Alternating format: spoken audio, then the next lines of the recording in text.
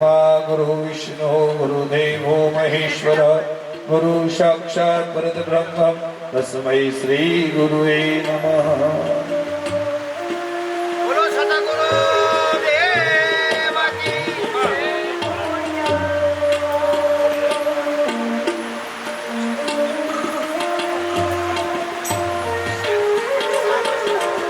General એવું સમજી બેઠા છીએ કે પિતૃને તારવાના હોય, પિતૃની પાછળ હોય તો કથા બેસાડાય ના।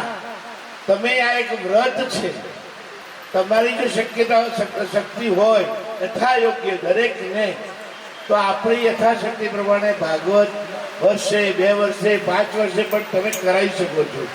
અમને એવું ભાગ્ય મળ્યું છે એટલે ભાગવત કથા સાંભળવી અને જણાવવી એ પણ એક અહોભાગ્યની વાત છે। અને આજે બે બહેનો રમીલાબેન અને જાડેજા આ બધા જે છે, આ છોકરીનો ઉત્સાહ મેં છેલ્લા કેટલા સમયથી જોયો છે। ડાયરેક્ટ મારો તો હતો નહીં, પણ ત્યાં મહાદેવ બુઆ હતા અને ગોવિંદ બુઆ આ બંનેના સંપર્કમાં આવીને મારા કાર્યક્રમમાં હાજરી ભરતા તેમને પ્રેરણા જાગી કે ભાઈ અમારે આ કથા કરવી જોઈએ। પિતૃઓના તો ઘણા બધા ફોટા જોયા છે મેં, પણ આટલી વસ્તી પબ્લિકને જોઈ મેં આ જ વસ્તુ છે એ ભાગવતનું મહત્વ છે। અને તો જ શાસ્ત્રીજીને પણ આનંદ આવશે, તમારી ભાગવત કરવાનો એમને પણ એક ગુણ થશે અને એ પણ અંદરથી ભાગવતમાં નવી નવી વસ્તુ શોધી લાવશે। એટલે ભાગવતના પાના ફેરવી અને ટાઈમ પૂરો કરી દેશે। પણ એમને લાગશે કે ના, સામે મારી પાસે સાંભળવાના છે, લાવો કંઈક નવું તત્વ લાવીને આપ્યું। ભાગવત તત્વ છે, ભાગવત કથા નથી। પુરાણો બધા ખરા પણ ભાગવત તત્વ છે, એની અંદરથી સાર લેવાનો છે। જેમ ગોળનું ગળપણ હોય, મીઠાની ખારાશ હોય અને મરચાની તીખાશ હોય, એમ ભાગવતનું પણ એક તત્વ છે અને એ તત્વ જીવનને તારી શકે છે। એટલે હું એવું મારા જાતને અહોભાગ્ય સમજુ છું કે આજે વડનગર ગામની અંદર જે હાટકેશ્વર દાદાના સાનિધ્ય વર્ષો પહેલા 2013માં એ નાગર બ્રાહ્મણોની જે આ વાડી છે એમાં મને તેડાવેલો અને ત્યારે 2013માં આવ્યો, તો આજે હું આવ્યો છું એ મારા માટે એક બહુ આનંદની વાત છે કે હાટકેશ્વર દાદા બહુ સિદ્ધ છે, કેથલિક છે, પ્રાચીન છે, સમજ્યા ને। મારે કથા ભાગવતજીનો ટાઈમ વેસ્ટ કરવો નથી। આટલાથી હું દરેકને જય શ્રી કૃષ્ણ। જી હતા, ગોપીઓ હતી, કનૈયો પ્રગટ થયો ત્યાંથી જસોદીના ઘરમાં ગોપીઓની અખંડ અવર જવર રહેતી હતી। કોઈના કોઈ રમાડવા માટે આવતું, કોઈના કોઈ વસ્ત્રદાન કરીને આવતું। અને એ સમયે નંદજી મથુરા ગયા હતા।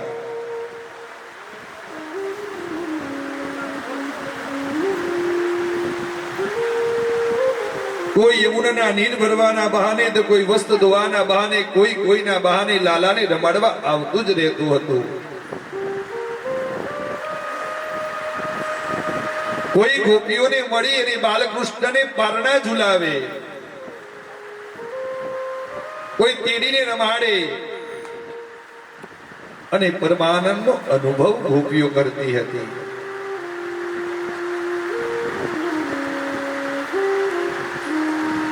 પૂતના રૂપાળી બની અને ગોપી બનીને આવી હતી અને કોઈ ઓળખી ન શકે તેવી વેશમાં આવી, આવતાની સાથે જ કનૈયાને તેડી લીધો। મૈયા તારો લાલો બહુ રૂપાળો છે હો। જશોદાજી બહુ જ એકબીજાને વિશ્વાસમાં રહી અને જે આવે ને લાલાને રમાડવા આપી દેતા હતા।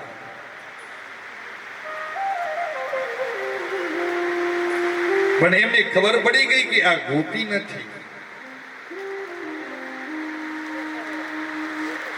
કોઈ અજાણી સ્ત્રી છે, છતાં વિરોધ ન કર્યો, લાલાને રમાડવા દીધો।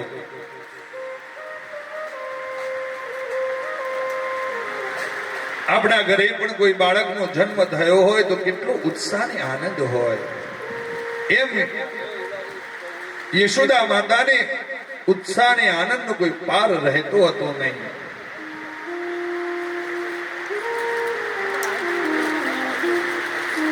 ને આપણે શું કરીએ? અજાણ્યા વ્યક્તિને કોઈ બાળકને હાથમાં જન્મીને આપી જ નહીં. કેમ કે આપણને બીક હોય, ચીપ લાગી જશે તો. અરે અમુક જણા તો નાના બાળકને એટલું બધું ઉડાડેલું હોય તો એનું મોઢું જોવું મુશ્કેલ થઈ જાય.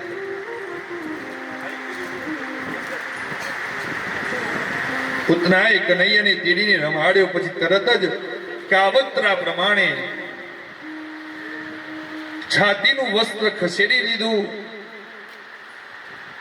અને ઝેર ચોપડેલું સ્તન કનૈયાના મુખમાં આપ્યું.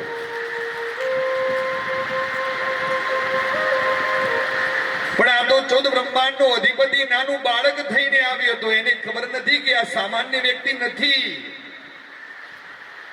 કૃષ્ણ પરમાત્માને ખબર પડી ગઈ કે આ કોઈ ગોપી નથી, આ તો મારું ભક્ષણ કરવા માટે આવેલી પૂતના છે. પણ કૃષ્ણ પરમાત્મા પ્રેમ ભાવ અને લાગણીથી એ સ્તનને જે માતાનું દૂધ ધાવે ને એમ ધાવવા લાગ્યા. અને એવી રીતે ધાવવા લાગ્યા કે પૂતના એવી અકળાવા લાગી.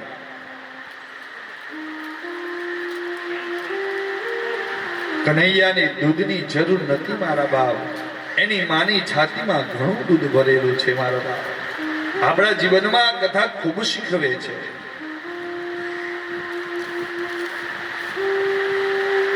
હૃદયમાંથી તો જીવને ખેંચવા લાગ્યા. પૂતના અકળાઈ ગઈ. મૂકી દે, મુચ્ચદામ મુચ્ચદામ મુચ્ચદામ ની બૂમો પાડવા લાગી. એટલે કનૈયો પૂતનાને એમ કે પૂતના, એકવાર હું કોઈને પકડું છું ને તો એને છોડતો નથી. મારી માએ મને આ શીખવાડ્યું જ નથી જન્મથી.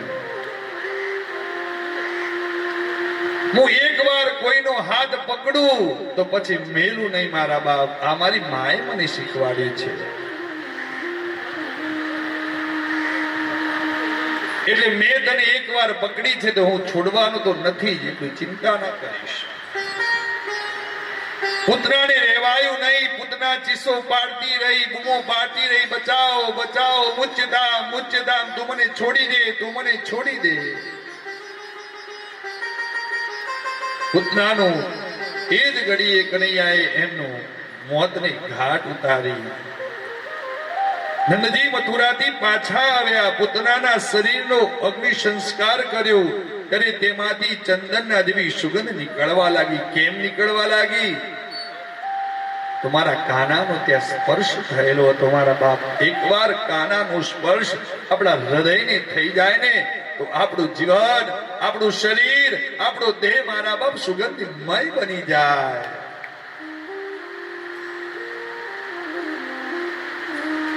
કોઈ પણ વ્યક્તિ પ્રભુના, ભગવાનના સંપર્કમાં આવે, આવા સાધુ સંતોના સંપર્કમાં આવે ને તો એનું જીવન મારા બાપ ધન્ય થઈ જાય, સુગંધમય બની જાય.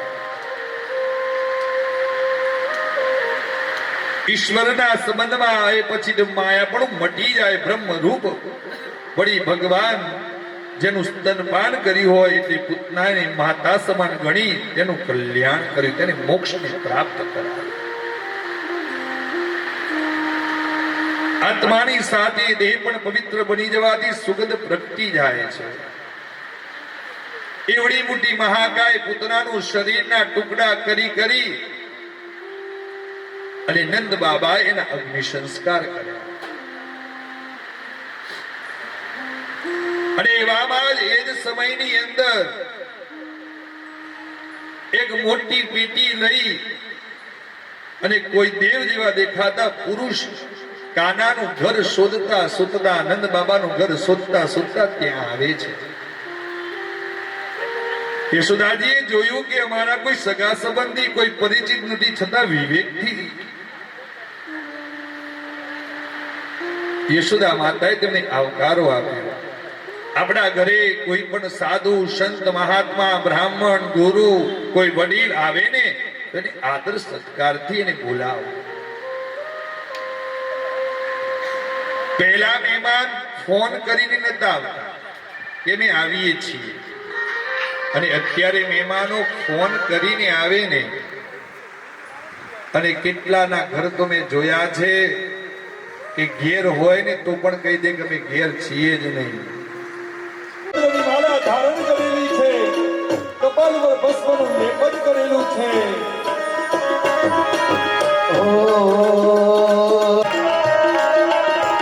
અંગી ભૂલતી ગણપત માલ દેશી નાગ लिपटायो माधो तिलक भाई चंद्रमा नगर में जोगी आया अजब का खेल रचाया हो सब से भोलेनाथ भोलेनाथ ए भोलेनाथ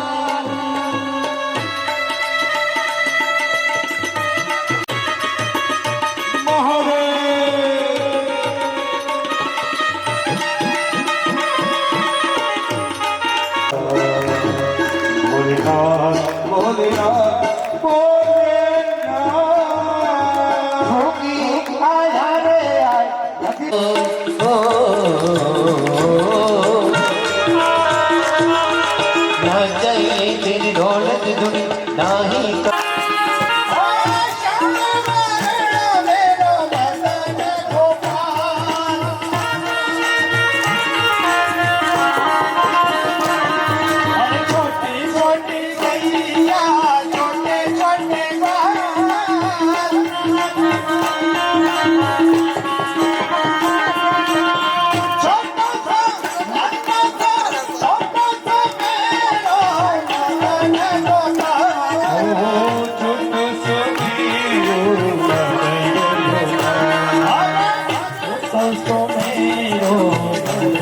गोपाल